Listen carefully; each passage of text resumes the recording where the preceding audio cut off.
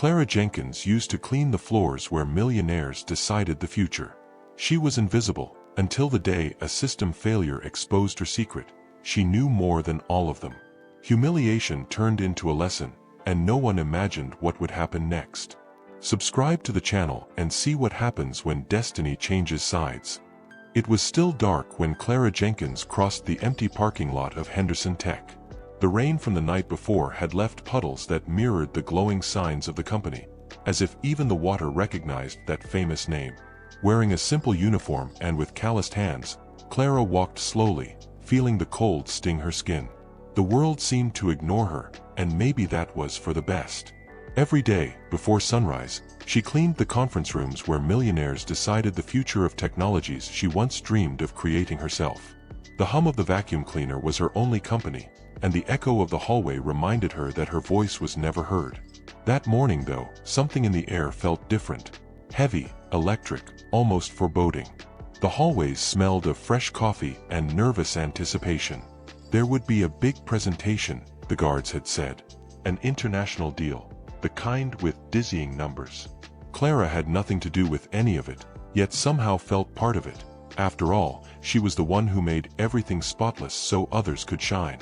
As she wiped down the glass table, she thought about how ironic life could be, cleaning the stage where she'd never be invited to stand. It was her routine, her silent burden, and also her secret.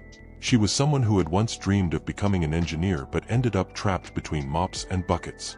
The first executives arrived with hurried steps, carrying laptops and inflated egos. They passed by her as if dodging an invisible obstacle. No, good morning. Not even a glance. Clara was already used to that elegant kind of humiliation, the one that doesn't shout, but silences. She scrubbed the floor and pretended not to hear the whispered jokes about the smell of disinfectant or the sloshing of her bucket. Every laugh echoed inside her like a cruel reminder of everything she had lost. Still, she kept going. Because sometimes, just surviving is an act of resistance. At 8:15 sharp, commotion broke out in the main conference room. The company's security system had crashed. Black screens, locked passwords, inaccessible data, chaos. The CEO, Richard Vail, a man in an expensive suit and with an impatient stare, tried to hide his growing panic. From a distance, cloth still in hand, Clara watched as a whole team of specialists fumbled in front of the monitors. Tension filled the air.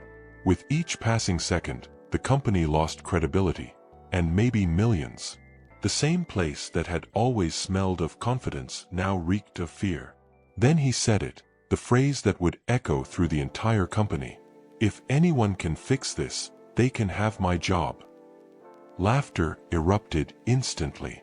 They laughed like it was a stand-up show. The sound sliced through the air and hit Clara like an invisible shard. Without realizing it, the millionaire had just thrown out a challenge that would change many lives. She felt her face burn, her chest tighten. She tried to keep cleaning, but his voice, and the laughter, wouldn't leave her mind. As everyone looked around for a savior, a few eyes turned to her. A guard whispered something, and the others laughed again. Clara lowered her gaze, but she heard every word. Maybe the janitors got a miracle hiding in her bucket. The comment drew more laughter. And in that moment, something inside her, something long dormant, began to awaken. A memory, books, codes, equations, the smell of coffee, long nights studying engineering. A time when she still believed that talent alone could be enough to win. Fate, sometimes, has a strange sense of humor. There she was, in the middle of a million-dollar crisis, holding a cleaning rag like it was a sword. Clara took a deep breath. She could feel her heart pounding in her throat. Fear and courage mixed in dangerous doses. She watched the flickering monitor, noticing patterns the others didn't. A frozen code, a repeated line, nothing too complex, but enough to paralyze the system. She bit her lower lip. Should she say something? What if she was wrong? The price of humiliation would be too high.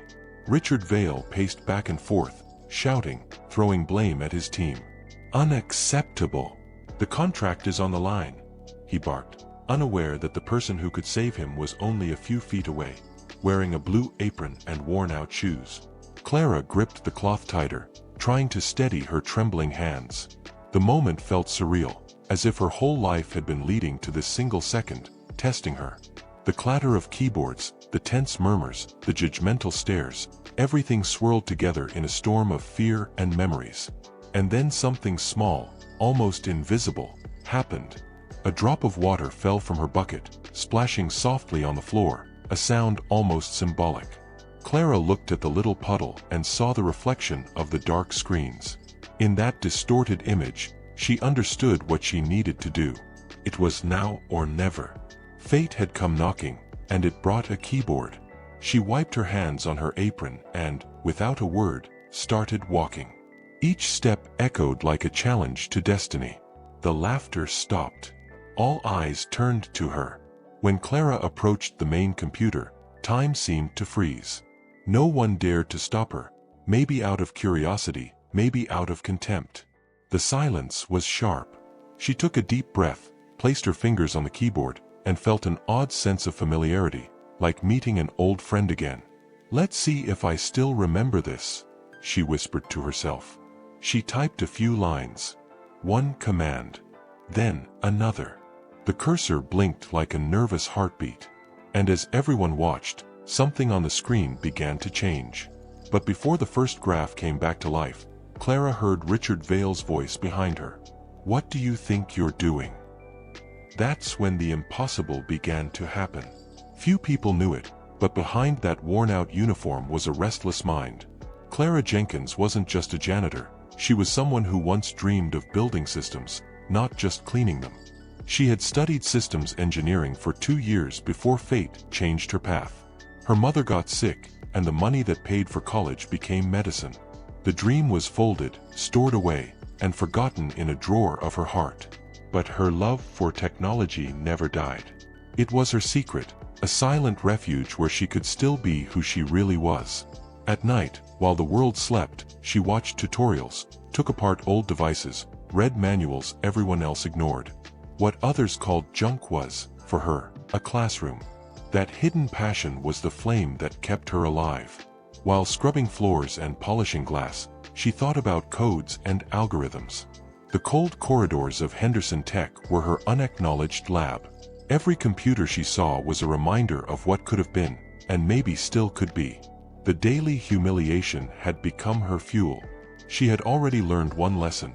When you carry a real dream, you don't need the world to see it to keep believing. Clara's faith was made of patience and stubbornness. While the executives rushed around, desperate to fix the crash, Clara watched every move like someone studying a puzzle. The blinking lights of the screens reflected in her sharp eyes. She saw the mistake, simple, almost childish, and couldn't understand how so many highly paid experts didn't notice. They don't really look, she thought. They only see what the manual shows.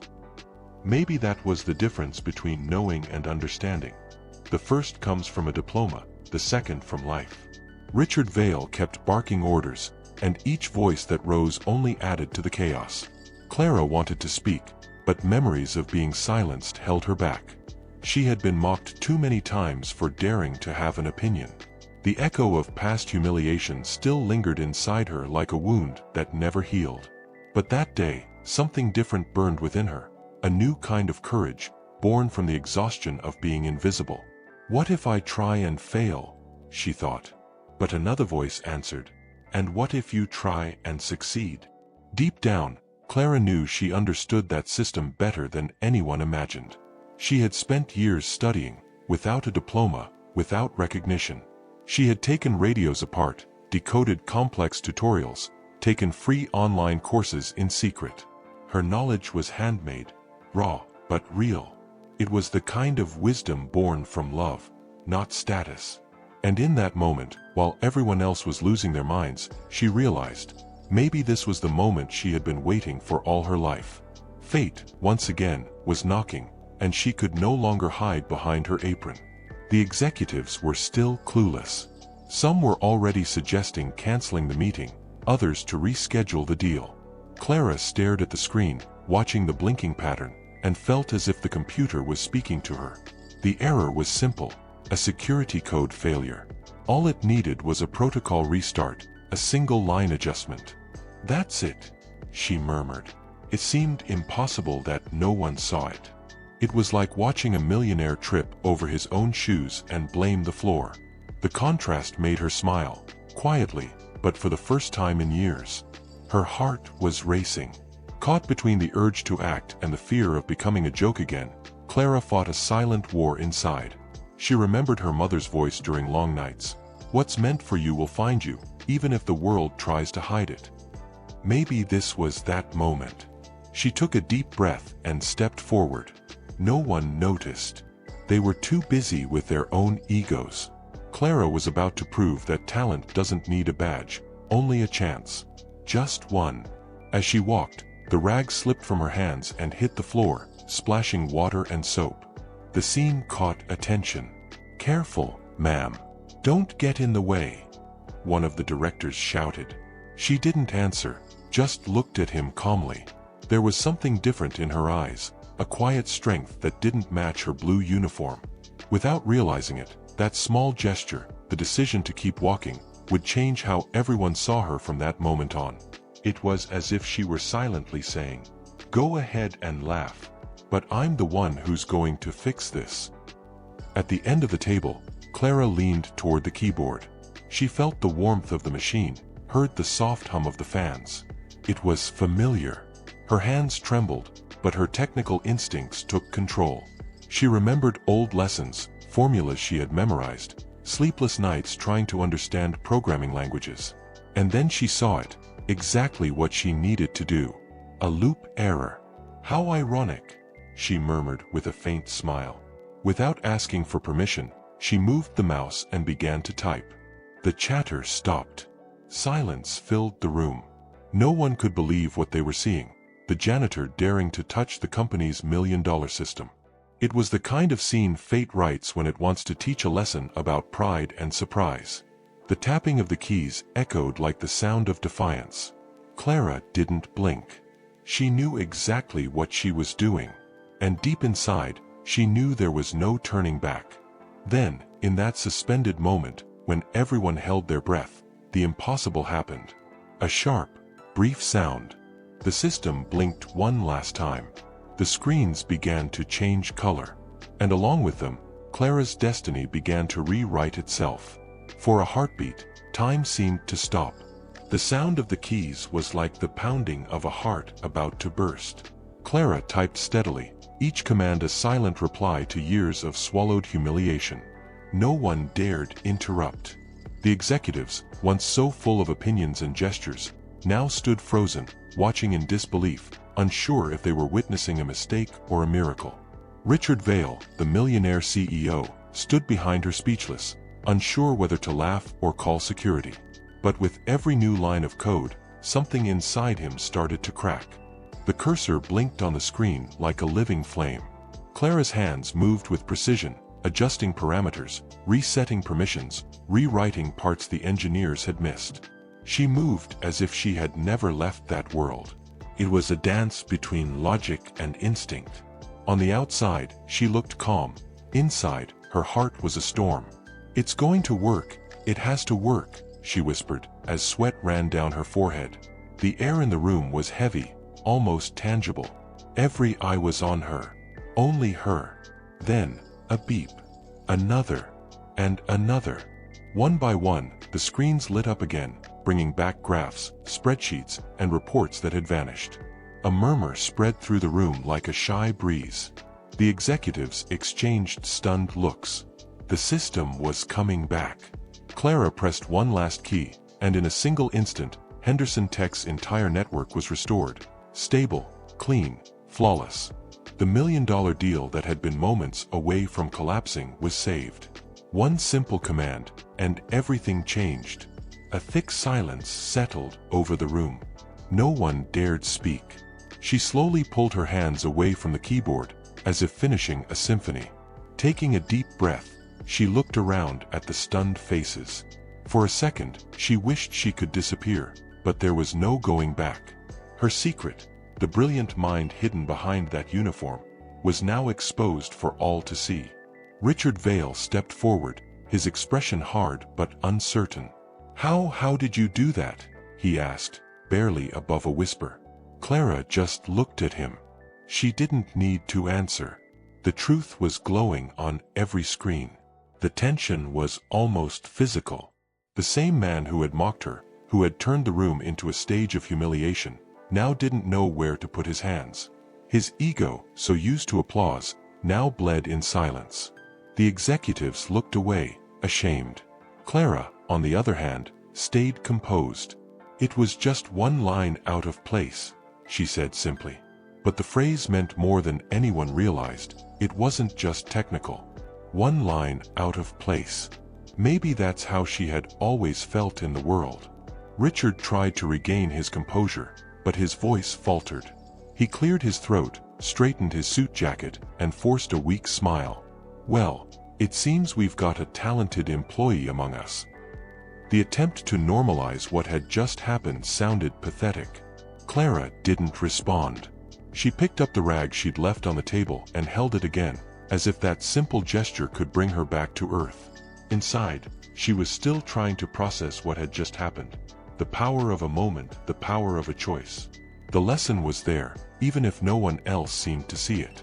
As the others resumed the meeting, pretending nothing had happened, Clara stepped back and watched the screens glowing again. Everything looked ironically spotless. The cold lights, the metallic reflections, the tense faces, all the same, yet completely different. The millionaire who had mocked her now looked at her with restrained respect, almost fear. And she realized that sometimes the real revolution happens in silence, the kind that comes after the shock, when pride is forced to bow before truth. She left the room quietly. Her worn shoes made a soft sound against the marble floor. Each step was a reminder of everything she had endured. Behind her, someone whispered, "It was the janitor who saved the system." The words sounded like a strange melody, almost unreal. For the first time in years, Clara didn't lower her head. Her heart felt light, even if she didn't know what would come next. The secret she had kept for so long now had a voice, echoing through the company halls like a promise of change. Outside, she leaned against the wall and took a deep breath. The cold Seattle air filled her lungs. A mix of relief and fear ran through her.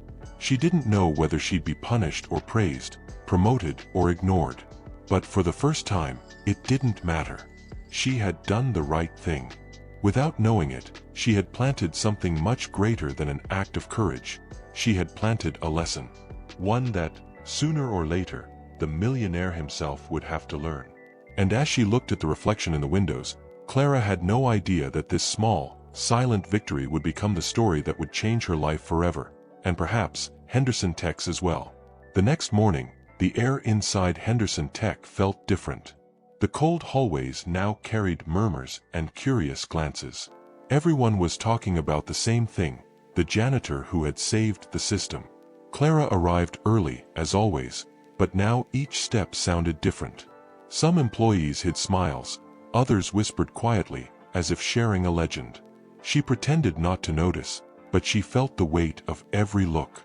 What once was invisibility was now discomfort. Anonymity had been her shelter, and without realizing it, she was about to pay the price for being seen. Shortly after lunch, a security guard approached and said in a neutral tone, "Mrs. Jenkins, the board would like to speak with you." Clara stopped cleaning the glass and looked at him, surprised. "The board?" she repeated, half in disbelief, half in fear. The man simply nodded. Walking down the corridors toward the conference room felt like crossing a bridge between two worlds. Every step was followed by curious glances. She straightened her uniform, wiped her hands on her apron, and tried to hide her nervousness. She had never been called there by the director's own will, and the last time an ordinary employee had been summoned, it hadn't ended well. When she entered, the room was silent. The board members sat in a long row around the table, watching her with unreadable expressions. In the center sat Richard Vale, the same man who had humiliated her the day before, now wearing a tense expression. There were no jokes, no arrogance this time. Clara stood quietly, waiting for instructions. "Please have a seat, Mrs. Jenkins," said the board chairman, his tone cautiously polite. She sat down. The sound of the chair creaking was the only noise in the room. The chairman began to speak. You, Mrs. Jenkins, were at the center of one of the most talked about events in this company's history. What happened yesterday was extraordinary. Clara lowered her gaze, unsure how to respond. I just did what I thought was right, she said softly. The man smiled faintly. And that's exactly what surprises us. The directors exchanged discreet looks. The air in the room carried a mix of admiration and discomfort. Everyone knew what had happened before the so-called miracle. They knew about the public humiliation, the laughter, the CEO's mocking challenge. And they knew that, by a twist of fate, the lesson had come from the one person they least expected.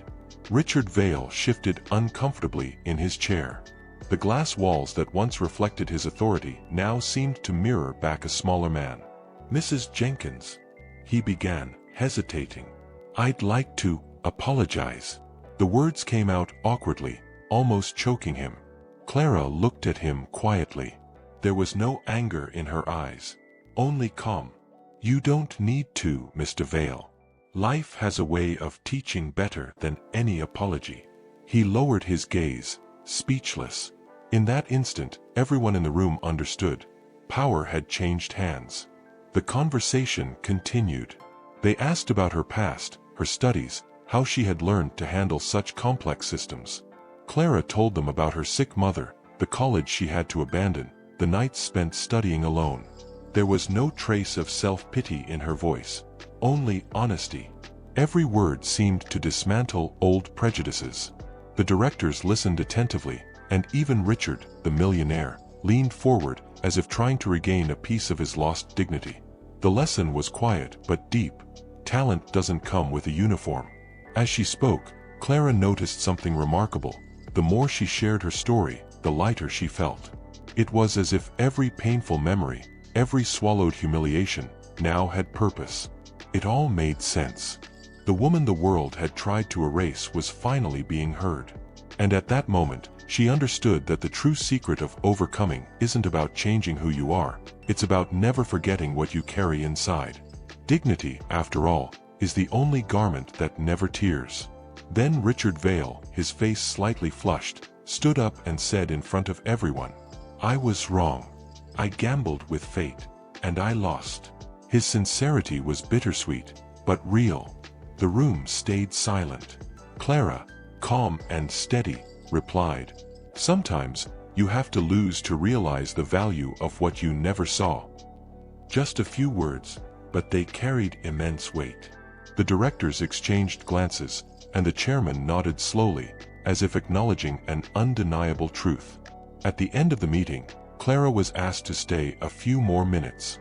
They made her an offer, a full scholarship to finish her engineering degree. The news left her speechless. Is this serious? She asked, eyes filling with tears. More serious than any contract we signed yesterday, the chairman replied. Clara's heart raced. The world seemed to slow down, as if time itself was giving her space to breathe in victory. But she knew, fate still had more in store. As she stepped out of the room, the hallway felt different. The floor shone brighter, the air felt lighter. Employees greeted her with respect, some even with admiration. Her uniform was the same, but Clara was not. What once was just a job was now the beginning of a journey. Humiliation had become wisdom. The secret she once hid had become a bridge. And the lesson, written between the lines of her life, was beginning to take shape. But what Clara didn't know, what no one there could imagine, was that fate still had a much bigger stage waiting for her. And it was about to open. The months that followed felt almost unreal. In a short time, Clara Jenkins went from being the janitor who worked the night shift to being invited to strategy meetings, internal trainings, and technical presentations. The full scholarship came first, an official email, stamped and formal, with words that seemed too big for her world. Then came something even greater, an offer to become Henderson Tech's new technology operations manager, overseeing the very systems that kept the company running. She read the document 3 times, trying to understand if it was real. It was. It wasn't charity, it was recognition. Justice, after so much silent humiliation. At first, she was afraid of failing, afraid of being called a fraud, afraid of people whispering that it was all just a PR story. But step by step, she allowed herself to exist in that new space. She enrolled in night classes, returned to college, and resumed her systems engineering courses, the ones she had abandoned years before. Sitting again in a classroom, older, wiser, carrying the scars of survival, felt both beautiful and strange. Sometimes, she'd look at her notebook and cry alone, unsure if it was relief, longing for her mother, or simply the weight of finally being seen. Clara also began to notice something else. The looks had changed. People who had never bothered to learn her name now called her Mrs. Jenkins. The ones who once joked about her uniform now asked for her opinion. It was funny, almost ironic. The world loves victory but ignores the path that leads to it. And she knew, no one there cared about the nights she gave up sleep to care for her mother, or the fear of not making rent, or the pain of mopping floors while someone less capable signed million-dollar deals on the desk above her. Now everyone wanted to hear how she did it. But almost no one asked how she survived. That's why, when she began assembling her own team, Clara made a quiet, deeply personal decision. She would give opportunities to people like her. People from humble backgrounds. People who kept their resumes folded in grocery bags because they were too embarrassed to show them. People who arrived early to save bus fare. People who, when a problem appeared, fixed it with their bare hands. She recruited interns from social programs, young people who would never have imagined themselves inside a tech company. If you understand how things work on the inside, she told them, then you can learn to fix what's broken on the outside. And there it was, the most beautiful twist in this whole story. Clara didn't rise alone. She pulled others up with her. What once had been her secret, studying in silence, taking apart old devices, learning quietly, became her method. She started small internal trainings after hours, explaining complex concepts with simple, everyday examples. A firewall, she'd joke, wasn't just a digital barrier. It's your grandma's gate, the one she locks so nobody messes up the living room before the guests arrive. The team would laugh, understand, and learn. And the best part, they felt like they belonged. Meanwhile, inside Henderson Tech, people began repeating a phrase. At first, it was just something said casually in hallway conversations. Then it started spreading. It showed up in internal presentations, then in the company's culture materials. And finally, it was engraved on a dark metal plaque at the main entrance, lit by a warm strip of light. The phrase read, "Never underestimate the one who cleans the floor. Sometimes they understand the system better than anyone." Some thought it was too bold. Others found it uncomfortable. But no one could deny that it was true. That phrase, now almost a symbol, wasn't born by chance. It came from a scar. From a lesson that didn't come from a motivational speech or a millionaire on a stage. It came from real life. From a woman who spent years hearing, "This isn't for you." From someone who had every reason to give up, and didn't. Because in the end, Clara discovered that the greatest power wasn't being accepted in the boardroom. The real power was being able to look at that boardroom and think, "I don't ask to enter anymore. Now, I decide who does." Over time, the young people on her team began to shine. People who never would have gotten a chance anywhere else started signing big projects, solving failures, presenting solutions in English to clients who never expected to hear a Latin accent, or a Southern one, or one that sounded like a regular worker's voice. And every time someone said, "That's luck," Clara calmly corrected them. "It's not luck. It's preparation, plus one open door." Each victory her team achieved felt personal to her. It was as if, through them, she could speak to the Clara from 8 years ago and say, "Hold on. Your time is coming." But none of this erases the beginning. And she makes sure to remember that. When people ask, "What's the secret to your success?" Clara always answers the same way. The secret is to never forget who you were on the day no one saw you. She's not ashamed to say she used to clean floors. She doesn't hide the fact that she was humiliated. She knows that erasing the beginning would mean erasing the lesson, and she refuses to do that. Because the truth lives in the beginning. The strength lives there too. And somewhere out there, a tired heart listening to her story is thinking, if she made it, maybe I can too. And that's why her story hits so deeply. Because it's not just about technology. It's not just about saving $1 million contract. It's about dignity. It's about worth. It's about ordinary people proving that merit doesn't come with a suit, that respect shouldn't depend on a gold badge, that a uniform doesn't measure intelligence.